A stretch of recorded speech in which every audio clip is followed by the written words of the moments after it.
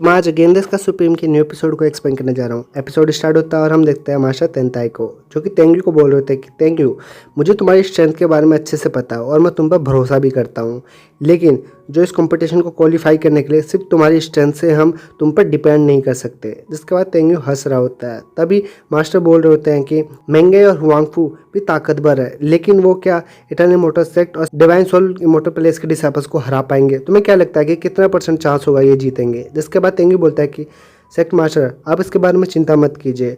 मेंगे और brother Huangfu की strength almost same है और वो किसी भी सोलिफाइड लिंक के डिसाइपल्स को इजीली हरा देंगे। और मास्टर तेंताई बोलते हैं कि तुम्हारे मास्टर की दी गई स्किल तो सच में बहुत ही ज्यादा पावरफुल है। जिसके बाद तेंगू बोल रहा होता है कि मास्टर, मुझे आपको एक और चीज बतानी है। सियाओ और जियान की स्ट्रेंथ भी सच में बहुत ही कमाल की है। अगर ये चारों आपस में लड़ाई करे और इनके बीच में देखा जाए कि इनमें सबसे ज़्यादा पावरफुल कौन है, तो ये बता पाना बहुत ही ज़्यादा मुश्किल होगा कि इनमें से सबसे ज़्यादा पावरफुल और सबसे ज़्यादा वीक कौन है, क्योंकि इन सब की स्ट्रेंथ ऑलमोस्ट सेम है। जिससे सुनकर मास्टर तेंताई बहुत ही ज़्यादा खुश हो जाते हैं। तभी वो बोल रहे होते हैं कि तुम्हारे जैसा जीनियस हमारे पास होना बहुत ही ज़्यादा कमाल की बात है। हुआंगफू सेट का तुम आने वाला भविष्य हो। जिसके बाद वो टेंगी भी उसका शुक्रिया करता है। तभी टेंगी बोलता है कि मास्टर, सियाओ और जियान मेरे बहुत ही ज़्यादा क्लोजेस्ट फ्रेंड है और जो इनके डोजो थे ये वहाँ से भाग कर आ गए थे क्योंकि इनके साथ जुल्म हो रहा था।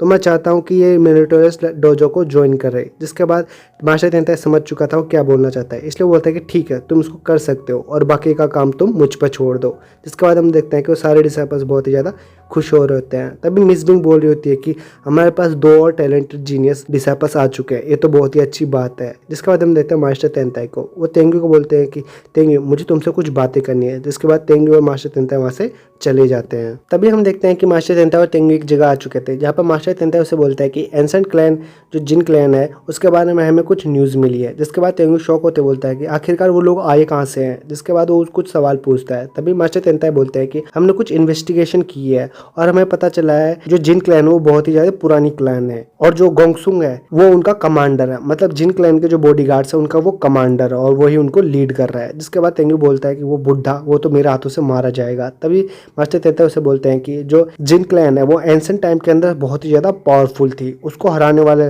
लगभग नामुमकिन ही कोई क्लैन था। उसने ऑलमोस्ट सभी पर डोमिनेट ही किया था। जिसके बाद वो बोलते हैं कि मिस बिंग को बता देना कि तुम अभी किसी भी तरह से गोंगसुंग से दूर ही रहो और उससे बदला लेने की कोशिश मत करना, क्योंकि अगर वो ऐसा कुछ करेगी तो सच में बहुत ही ज़्यादा प्रॉब्लम में पड़ सकती है। जिसके बाद तेंगू से बोलता है कि मैं ये बात समझ चुका हूँ। जिसके बाद मास्टर तेंताई से बोलता है कि तेंगू जरा बैठो, मुझे तुमसे और बातें करनी है। और वो बोलते हैं कि तेंगू, तुम्हें अच्छे से पता और सभी को पता है कि तुम मेरे लिए सबसे ज़्यादा इंपॉर्टेंट हो, इसलिए लोग तुम्हें टारगेट करने की कोशिश करते हैं।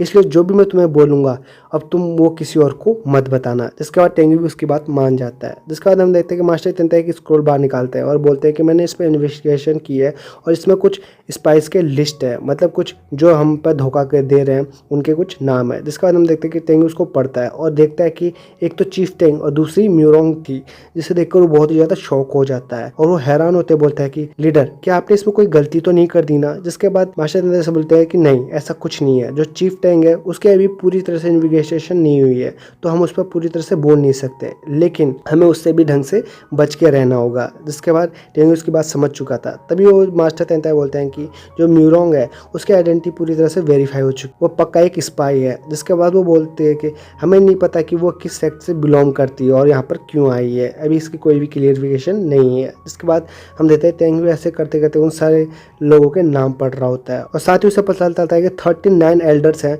जो इनमें सब में मिले हुए हैं। मास्टर तेंताई बोलते हैं कि मैं तुम्हारी बहुत ही ज़्यादा रिस्पेक्ट करता हूँ, इसलिए तुम अपने बहुत ही अच्छी तरह से ध्यान रखना, क्योंकि ये लोग तुम्हें हार्म करने की कोशिश करेंगे। जिसके बाद तेंगू उसकी बात समझ चुका था और बोलता है कि मास्टर, ये सब कुछ बताने के लिए थैंक यू। तभी मास्टर तेंताई बोलते हैं कि हमें इनके बारे में और भी डिटेल्स नहीं पता अच्छी तरह से और ना ही हम जानते हैं कि इनके पीछे कितनी बड़ी फोर्स है और हम सच में बहुत ही बड़े प्रॉब्लम में फंसने वाले हैं। तभी तेंगू बोलता है कि ये तो सच में बहुत ही ज़्यादा बुरा है, हुआंगफू सच में बहुत ही बुरी तरह से फंसने वाला है। जिसके बाद मास्टर तेंताई बोलता है कि और जो मेजर होरी सेक्ट्स हैं वो हमारी ही दुश्मन है और वो हमें ख़त्म करना चाहती है। जिसके बाद वो बोलता है कि तेंगू, अगर तुम लीडर होते तो तुम इस सिचुएशन को कैसे डील करते? जिसके बाद मास्टर तेंताई बोलते हैं कि अभी नहीं तो मैं तुम्हें बाद में सेक लीडर का पोजीशन दे दूंगा और तुम हुआंगफू सेट के आने वाले लीडर होगे। जिसके बाद तेंगू थोड़ा शॉक होता है और बोलता है कि मास्टर मैं भी इतना कैपेबल नहीं हूँ। जिसके बाद मास्टर तेंताई खड़े होते बोलते हैं कि मैं कभी भी जिस पर्सन को चुनता हूँ वो रॉन्ग नहीं होता, मेरी चॉइस हमेशा अच्छी होती है। इन फ्यूचर अगर मुझे कुछ हो जाता है तो तुम हुआंगफू सेट को संभालोगे और साथ ही जो मेरी एक विश है तुम उसे पूरी तरह से करोगे। जिसके बाद तेंगू बोलता है कि मास्टर तेंताई मैं आपकी विश अच्छी तरह से जानता हूँ और मैं उसे पूरी करने की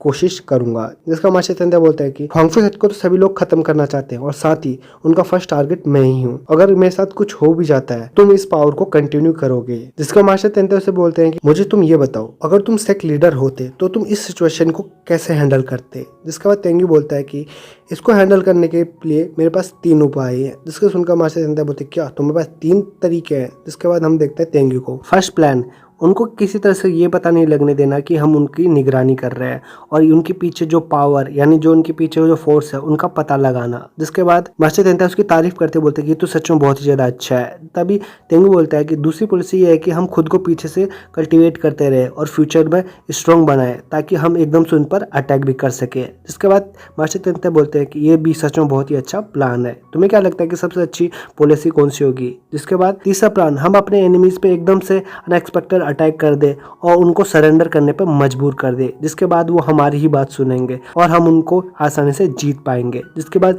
मास्टर तेंताई इसकी बहुत ही ज़्यादा तारीफ करते हैं और बोलते हैं कि थैंक यू, तुम तो सच में बहुत ही ज़्यादा जीनियस हो। जिसके बाद वो बोलते हैं कि अब तुम जाकर रेस्ट कर लो क्योंकि जो कंपटीशन है वो अभी स्टार्ट होने ही वाले हैं। जिसके बाद हम देखते हैं तेंगू वहाँ से चला जाता है और जाते जाते सोच रहा होता है कि मुझे अपनी स्टूडेंट मिस बिंग को ये बताना पड़ेगा कि गोंगसुंग से अभी इस तरह से फाइट नहीं करना और उससे किसी तरह से रिवेंज नहीं लेना। जिसके बाद वही चीज़ ये सोचते सोचते वहाँ से चला जाता है और यही सब चीज़ दिखाते हुए ये एपिसोड यहाँ पर ही खत्म हो जाता है।